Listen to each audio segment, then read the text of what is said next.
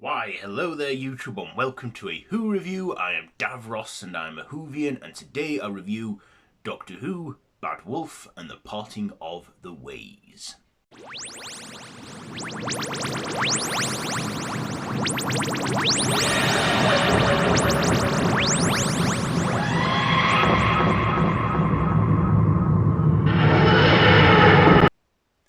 So this is the two-part Series 1 finale of Doctor Who Series 1, and also is the final two outings of Christopher Eccleston as the Doctor.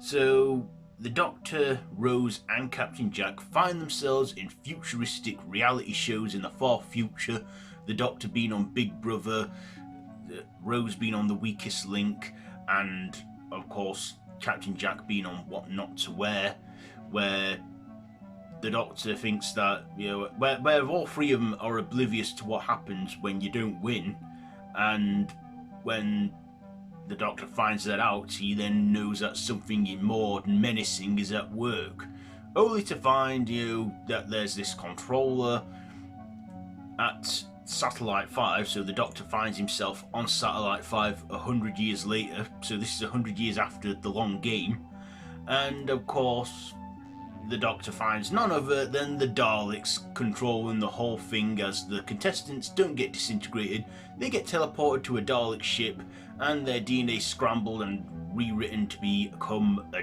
Dalek. And doing all this is of course the Dalek Emperor, who survived the Time War and has made a new batch of Daleks, and of course they're heading their way over to Satellite 5 and Earth to exterminate, and of course only the Doctor can stop them by destroying everything. But of course, when sending Rose back, she refuses to let him go and looks into the heart of the TARDIS with the help of her mother and Mickey, and of course saves the Doctor, destroys the Daleks, resurrects Captain Jack forever because she can't control it, making him a fixed point in space and time, and the Doctor makes a willing sacrifice by kissing her to take the vortex out of her and before putting it back into the TARDIS, and of course that does damage to his body, causing him to regenerate into the beloved 10th Doctor. And then we're left for 6 months wondering what's going to happen next, and we do find out on Christmas Day of 2005.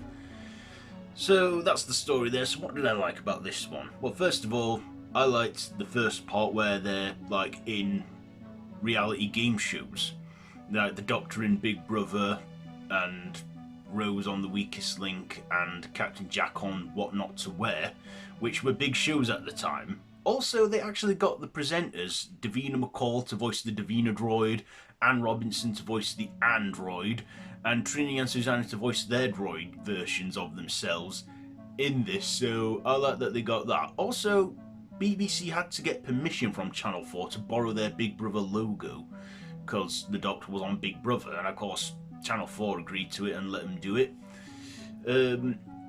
So I like that. I also like this, felt like a follow-on to the long game. Also, we then finally notice the phrase Bad Wolf, and that it's been following them throughout the whole series as Rose works out Bad Wolf. And we now know that it was something that connected the Doctor and Rose together, but of course that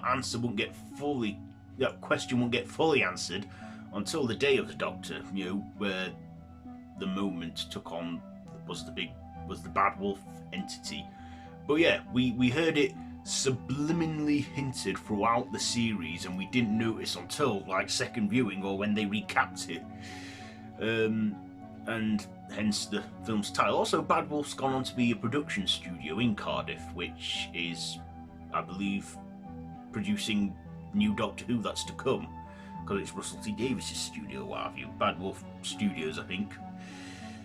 But yeah, we finally got, that Bad Wolf had been following them throughout Series 1. They seem to have that, a recurring presence throughout the series, like Series 1 had Bad Wolf, Series 2 Torchwood, Series 3 Vote Saxon, Series 4 the bees are disappearing or something, Series 5 The Crack, Series 6 The Silence, Series 7 the Doctor's death or something, Series 7 like the Great Intelligence or something, and Series 8 being Missy. Series 9 I can't recall or what have you, but still, you know, Series 1 had Bad Wolf, and also we get a teaser of what's to come in Series 2 when one of the contestants in the Weakest Links is asked a question and the answer is Torchwood. So that was the first ever time Torchwood was mentioned in the show, which would eventually go on to play a part in Series 2 and become its own spin-off.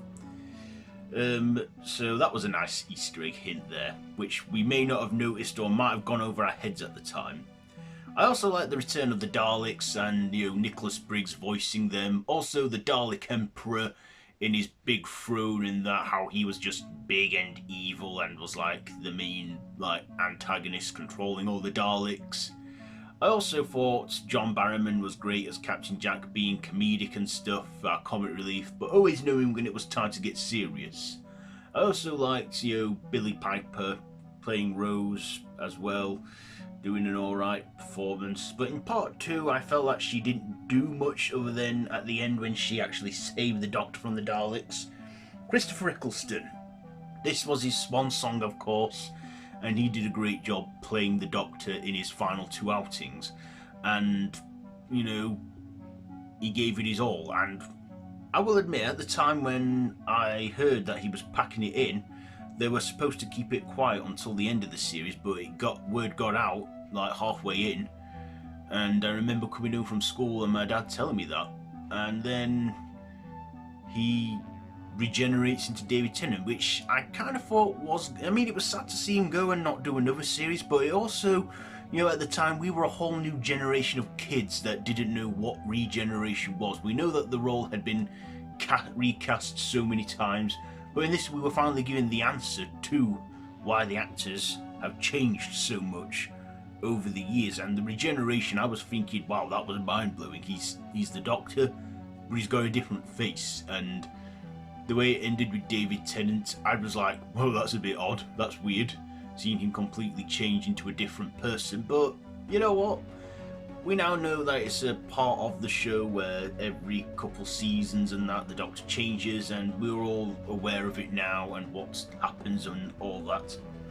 So yeah, I liked that whole final moment where, you know, Eccleston is having that talk with Rose, telling her about Barcelona and stuff before he succumbs to the regeneration.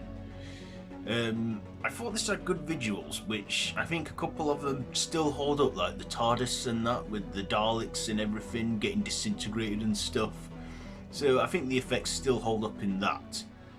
Also, yeah, it was, you know, we were treated to one Dalek in halfway in the series, then we were treated to a whole fleet of them in the finale. This also had like other few guest stars in there, as well as Trini and Susanna and Anne Robinson and Davina McCall. It had Jo Joyner, who at the time was known for her role in No Angels, which was on Channel 4 before joining EastEnders and stuff, and doing other things as well beyond that. But yeah, I thought this was a good series finale, a good way to end the Ninth Doctor's run after only one series, which was a shame.